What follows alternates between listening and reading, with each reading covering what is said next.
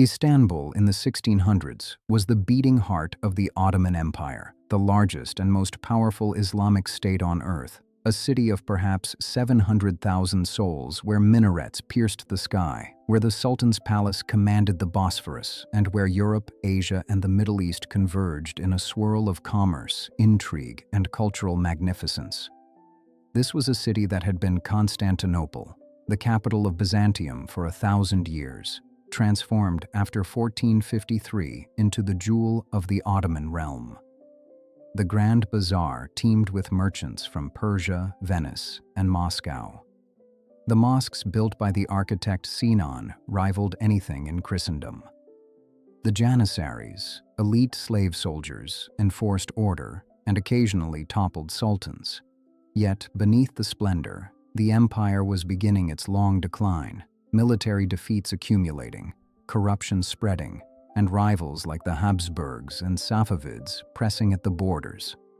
Today, advanced AI technology allows us to transform Ottoman miniatures, traveler accounts, and archaeological evidence into vivid recreations, bringing this imperial crossroads back to life. Join me as we step into the Istanbul our ancestors once knew, a city where East met West in sometimes violent collision, where 3 continents met on the shores of 2 seas, and where one of history's great empires reached its zenith before the slow descent began. The Topkapi Palace, heart of empire. The Topkapi Palace sprawls across the peninsula where the Bosphorus meets the Golden Horn, a vast complex of pavilions, gardens, courtyards, and harems enclosed by massive walls. This is where the Sultan rules an empire stretching from Budapest to Baghdad, from Algiers to the gates of Vienna, governing perhaps 30 million subjects of dozens of ethnicities and religions. Enter through the imperial gate, and you pass into the first court, open to the public, bustling with petitioners, merchants, and officials. Pass through the gate of salutation into the second court, where only those with business before the Sultan's government may enter. Here stands the imperial council chamber, where the Grand Vizier and ministers meet to govern the empire, while the Sultan observes through a screened window, invisible but present. The third court is the Sultan's private domain. The audience hall, with its jeweled throne, is where the Sultan receives foreign ambassadors in ceremonies designed to awe and intimidate. The treasury houses unimaginable wealth: the Topkapi dagger encrusted with emeralds, the spoonmaker's diamond of 86 carats, ceremonial armor, thrones, jeweled weapons. This isn't just display but strategic reserve, wealth that can be mobilized in crisis. The harem, home to the Sultan's mother, wives, concubines, and children, is a city within the palace, housing hundreds of women guarded by black eunuchs. The power dynamics are complex. The Sultan's mother, the Valid Sultan, wields enormous influence, often controlling access to her son and shaping policy. Favorite concubines compete for influence through bearing sons who might inherit the throne. The Sultanate of Women, the period when mothers, wives, and concubines wielded unprecedented power, dominates much of the 1600s.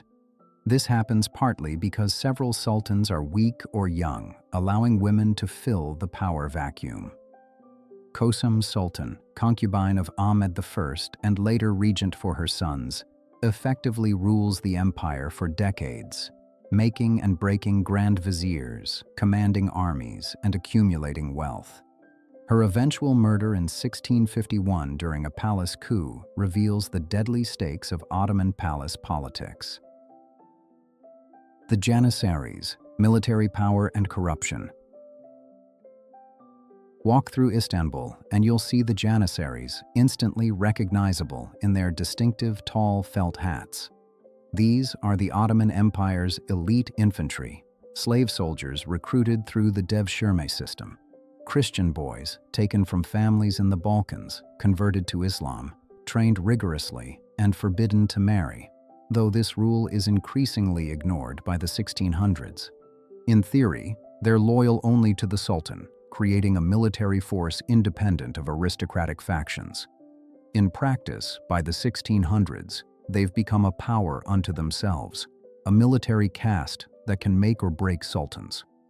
When they're unhappy with pay, policies, or leadership, they riot, marching on the palace, overturning their cooking pots in symbolic rebellion, demanding the sultan dismiss officials or increase their salaries.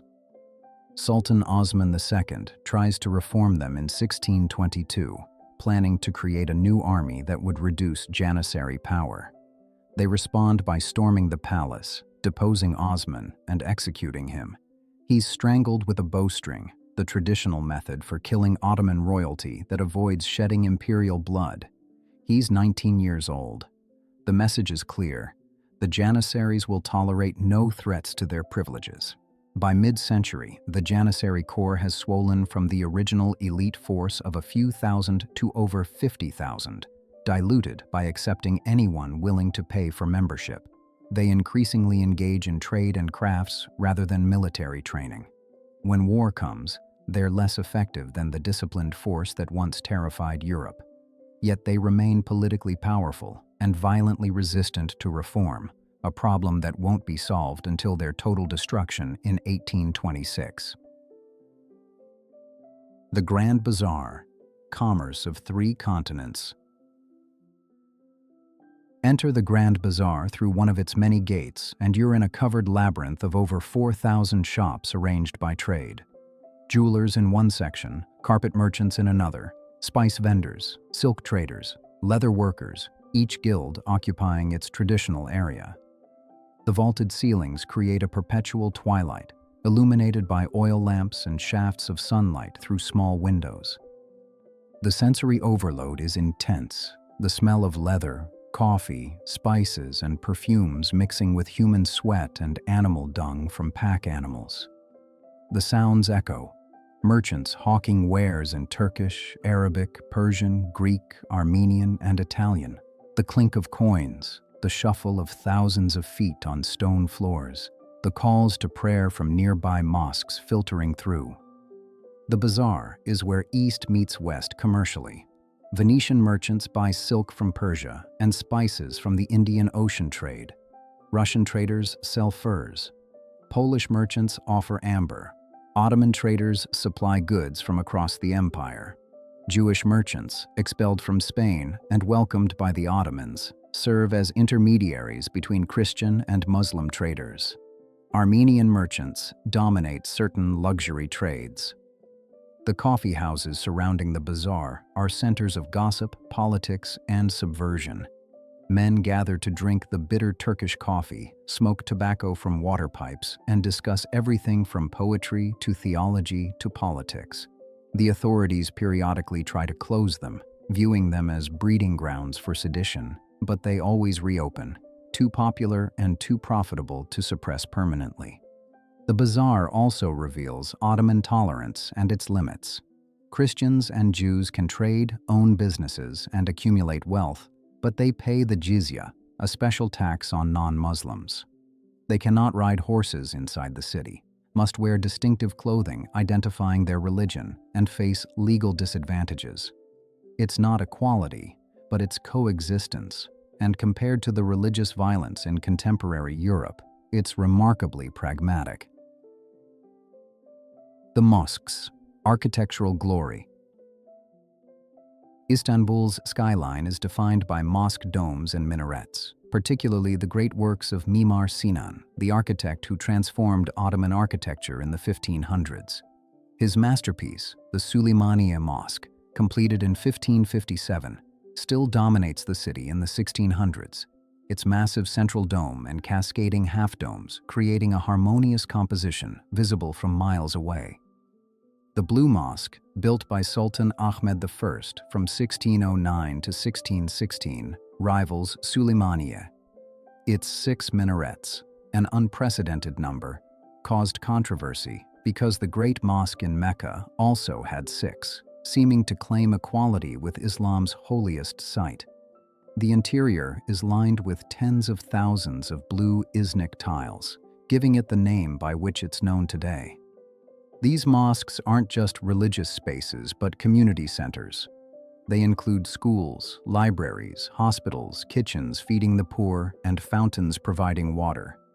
They're endowed through waqf, charitable trusts that fund their maintenance in perpetuity, creating permanent institutions independent of government whim. Watching the faithful perform ablutions at the mosque fountains, then enter for prayer, you witness Islam's daily rhythms structuring life. The 5 daily calls to prayer, echoing from hundreds of minarets across the city, create a soundscape unique to the Islamic world. Friday prayers draw enormous crowds, with the Sultan himself occasionally attending major mosques. His arrival and departure elaborate ceremonies of imperial display. The decline, cracks in the empire. By the late 1600s, Ottoman power is visibly declining. Military defeats accumulate, failed sieges of Vienna in 1529 and again in 1683, naval defeat at Lepanto in 1571, losses to the Safavid Persians in the east, rebellions in the provinces. The empire is overextended, its military technology falling behind European advances, its government increasingly corrupt. The Kuprula family of Grand Viziers, serving from 1656 to 1702, attempts reforms, restoring military discipline, crushing rebellions, and achieving some military successes. But the underlying problems persist. The Timar system of military land grants is breaking down. Inflation from New World silver flowing through Europe is destabilizing the economy.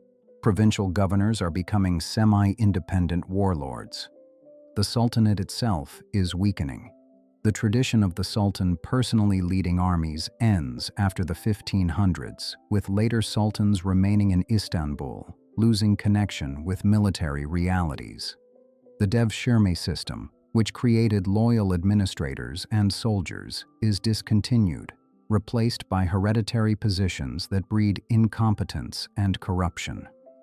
The practice of princes gaining governing experience in provinces is replaced by keeping them imprisoned in the cafes, the cage, within Topkapi Palace to prevent rebellion, producing sultans with no experience of the world beyond palace walls. Yet Istanbul remains magnificent, its decline slow and gradual. The city continues growing, its trade flourishing, its monuments inspiring awe. The Ottoman Empire will endure another 2 centuries, a sick man kept alive through diplomatic maneuvering and Europe's inability to agree on dividing its territories. But the zenith has passed, and the 1600s mark the beginning of the long retreat. The legacy, bridge between worlds. Istanbul in the 1600s embodies the contradictions of late imperial grandeur. It's a city of immense wealth and grinding poverty, of religious tolerance and rigid hierarchy, of architectural magnificence and political decay. The Ottoman system, which once terrified Christian Europe and unified vast territories, is calcifying, unable to adapt to the military and economic revolutions transforming the West. Yet Ottoman Istanbul also demonstrates that Islamic civilization at this time matches or exceeds European achievements in architecture, urban planning, and cosmopolitan tolerance. The mosques rival Europe's cathedrals. The bazaars surpass European markets in organization and scale. The administrative system, for all its growing corruption, governs diverse populations more effectively than most European states manage their relatively homogeneous populations. Walking Istanbul today means encountering the Ottoman 1600s at every turn. Topkapi Palace is a museum. The Blue Mosque still functions for worship. The Grand Bazaar continues trading after 400 years. The city bridges continents and centuries, its Ottoman heritage coexisting with the modern Turkish Republic. Understanding Istanbul in the 1600s means appreciating both its brilliance and its limitations, recognizing that even great empires decline when they fail to adapt, and that magnificent cities can mask systemic problems for generations before the reckoning comes. Istanbul survived its empire's fall, adapting and transforming, proving once again that cities often outlast the powers that build them. This was Istanbul in the 1600s, the magnificent capital of an empire at its zenith, facing the first signs of its long decline. If you enjoyed this glimpse into Ottoman grandeur, please hit the subscribe button so you don't miss where we're going next. Thanks for watching, and we'll see you in the past.